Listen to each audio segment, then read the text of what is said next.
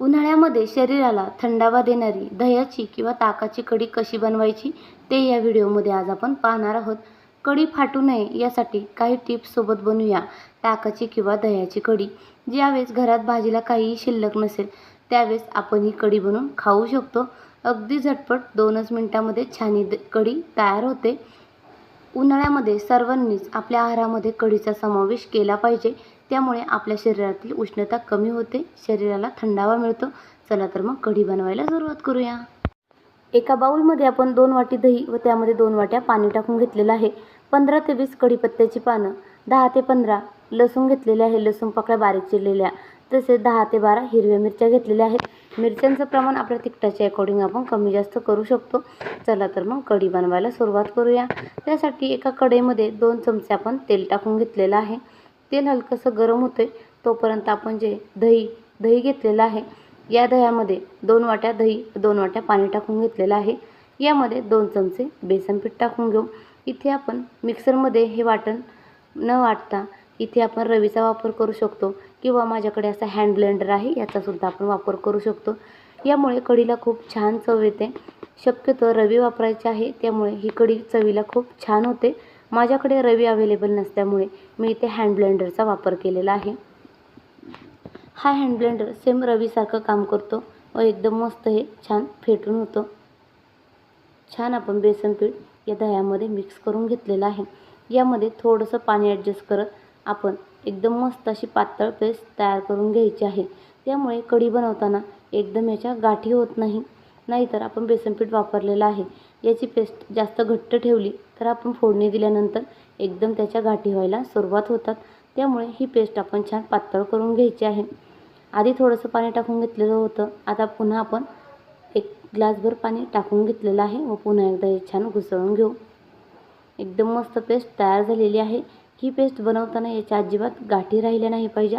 पूर्ण गाठी आपण मोडून घ्यायच्या आहे. या पद्धतीने पेस्ट तयार करून घ्यायची आहे. कढईमध्ये आपण तेल गरम करायला ठेवलं होतं. तेल छान गरम झालेलं आहे. यामध्ये अर्धा चमचा मोहरी घालून घेतलेली आहे. मोहरी छान तडतडली की अर्धा चमचा जिरं घालून घेतलेलं आहे. जिरंही चांगलं फुललं की त्यामध्ये 15 ते 20 लसूण पाकळ्या टाकून घेतलेल्या आहेत. लसूण पाकळ्या छान हलक्याशा लालसर रंगावरती परतून घेऊ.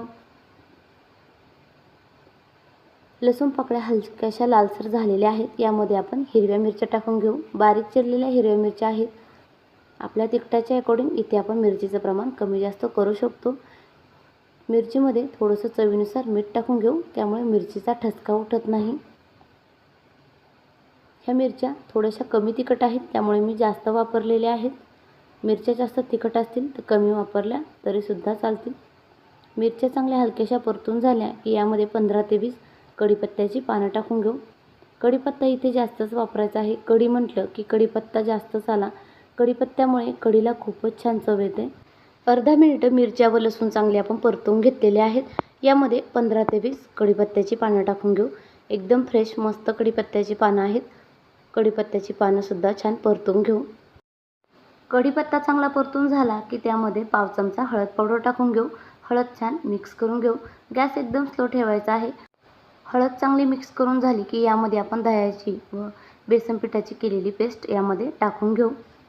गॅस एकदम स्लो ठेवायचा आहे. पूर्ण पेस्ट यामध्ये टाकून घ्यायची आहे. थोडीशी घट्ट वाटत असेल तर इथे तुम्ही पाणीसुद्धा वाढू शकता.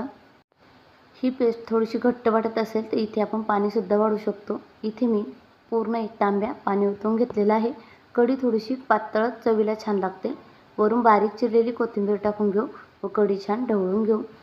कढी फाटू नये यासाठी कढी आपण जास्त उकळून घ्यायची नाही. फक्त कढी थोडीशी वरती आली, पूर्ण त्याला वरून उकळी यायला लागली की गॅस एकदम बंद करून घ्यायचा आहे. चवीपुरतं मीठ टाकून घेऊ व कढी छान ढवळून घेऊ व कढीला छान उकळी काढून घेऊ.